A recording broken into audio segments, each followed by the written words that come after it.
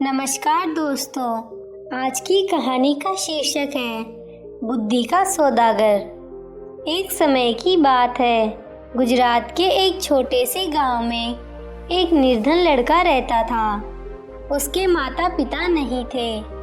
गांव में उसके पास आजीविका का कोई साधन नहीं था, परंतु वह बहुत बुद्धिमान था।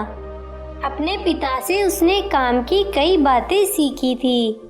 एक दिन उसके दिमाग में एक अद्भुत विचार आया। उसने शहर जाने की ठान ली। शहर जाकर उसने एक सस्ती सी दुकान किराए पर ले ली और दुकान के बाहर एक बोर्ड लगा दिया जिस पर लिखा था, बुद्धि का सौदागर, यहाँ बुद्धि बिकती है।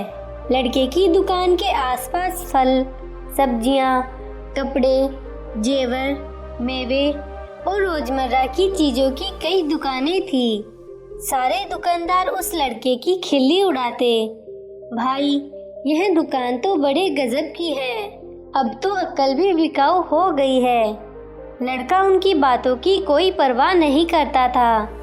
वह दिन भर आते जाते ग्राहकों को आवाज लगाता रहता, आओ आओ, बुद्धि ले जाओ, एकदम खरी, सस्ती और उपयोगी, एक दाम सही दाम, आओ साहब ले जाओ।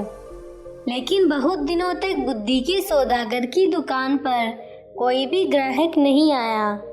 एक दिन उसने दुकान बंद करने का निश्चय कर लिया। तभी एक धनी सेठ का मूर्ख लड़का उसकी दुकान की ओर से गुजरा। उसे समझ नहीं आया कि यह कैसी दुकान है, कोई फल या सब्जी होगी। मेरे पिता मुझे हमेशा निर्बुद्धि और मूर्ख कहते रहते हैं, क्यों न थोड़ी बुद्धि खरीद लूं। यह सोचकर उसने सौदागर लड़के से कहा, एक सेर बुद्धि के कितने पैसे लोगे? लड़के ने उत्तर दिया, मैं बुद्धि तोलकर नहीं, उसकी किस्म के हिसाब से बेचता हूँ। मेरे पास तरह तरह की बुद्धि है, सबका दाम अलग अलग है। आपको कैसी बुद्धि चाहिए? तो ठीक है, एक पैसे में जिस तरह की बुद्धि आए दे दो। सेठ का लड़का लापरवाही से बोला। सौदागर लड़के ने कागज की एक पर्ची निकाली और सेठ के बेटे को दे दी। उस पर्ची पर लिखा था, जब दो लोग झगड़ रहे हो तो वहां खड़े होकर उन्हें देखना बुद्धिमानी नहीं है। सेठ का बेटा खुशी खुशी घर पहुंचा और अपने पिता को कागज की पर्ची देते हुए बोला, देखिए पिताजी, मैं एक पैसे में अक्ल खरीद कर लाया हूँ। सेठ ने पर्ची पढ़ी और तमतमाकर बोले, मूर्ख, एक पैसे में यह क्या लाया है? यह बात तो सभी जानते हैं, तुमने मेरा एक पैसा डुबो दिया। सेठ तुरंत सौदागर की दुकान पर पहुंचा और उस लड़के को बुरा भला कहते हुए बोला, लोगों को ठगते हुए तुम्हें शर्म नहीं आती? मेरा एक पैसा वापस करो। पैसा क्यों वापस करो? माल दिया है, पैसा लिया है।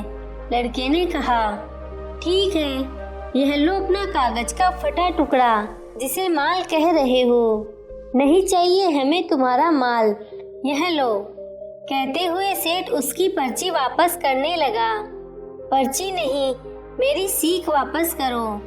अगर पैसा वापस चाहिए तो आपको एक कागज में लिखकर देना होगा कि आपका बेटा कभी भी मेरी सीख का प्रयोग नहीं करेगा। बात बन गई, दोनों पक्ष मान गए।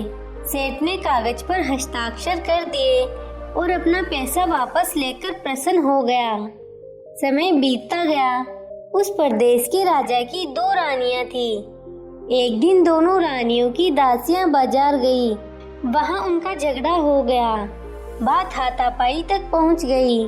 लोग चुपचाप खड़े देख रहे थे। उन्हीं में सेठ का बेटा भी था। झगड़ा पड़ता देख सारे लोग एक एक कर वहां से चले गए, मगर सेठ का लड़का करारनामे के अनुसार वहां से जा नहीं सकता था। वह अकेला ही खड़ा रह गया। बस फिर क्या था, दोनों दासियों ने उसे अपना गवाह बना लिया। झगड़े की बात राजा रानियों तक पहुंची। सेठ और उसका लड़का राज दरबार में लाए गए। दोनों रानियों ने लड़के से कहा कि वह उनके पक्ष में गवाही दे। सेठ और उसके बेटे के तो होश उड़ गए। वे सहायता के लिए बुद्धि के सौदागर के पास पहुँचे। बोले, हमें किसी तरह बचा लीजिए, मैं 500 रुपए लूँगा। लड़के ने कहा, ठीक है, यह लो 500 रुपए। सेठ ने तुरंत 500 रुपए निकालकर सौदागर को दे दिए। देखो, जब गवाही देने के लिए बुलाया जाए तो पागल की तरह व्यवहार करना। बुद्धि के सौदागर ने उपाय बताया। सेठ के बेटे ने वैसा ही किया। राजा ने उसे पागल समझकर महल से बाहर निकाल दिया। इसी तरह की 1-2 घटनाएं और हो गई। बुद्धि के सौदागर की चर्चा राजा के कानों में भी पड़ी। राजा ने उसे बुलाया और पूछा, सुना है तुम बुद्धि बेचते हो, क्या तुम्हारे पास बेचने के लिए और बुद्धि है? जी हुजूर, आपके काम की तो बहुत है, लेकिन 1 लाख रुपए। सौदागर लड़के ने कुछ हिचकते हुए कहा, तुम्हें 1 लाख रुपए ही दिए जाएंगे, तुम पहले बुद्धि तो दो। राजा बोले। सौदागर ने एक पर्ची राजा को दे दी। राजा ने पर्ची खोलकर पढ़ी।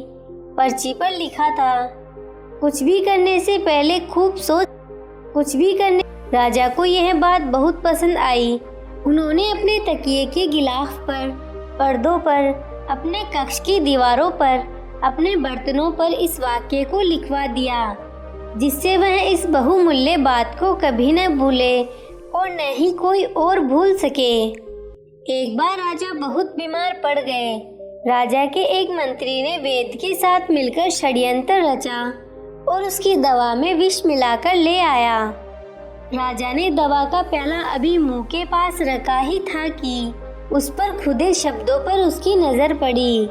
कुछ भी करने से पहले खूब सोच लेना चाहिए। राजा ने प्याला नीचे रखा और दवा को देखकर सोच में डूब गए कि यह दवा पीनी चाहिए या नहीं। वैद्य और मंत्री को लगा कि उनका भांडा फूट गया है। वे दोनों डर गए और राजा से क्षमा मांगने लगे। महाराज, हमें क्षमा कर दीजिए, हमसे बहुत बड़ी भूल हो गई।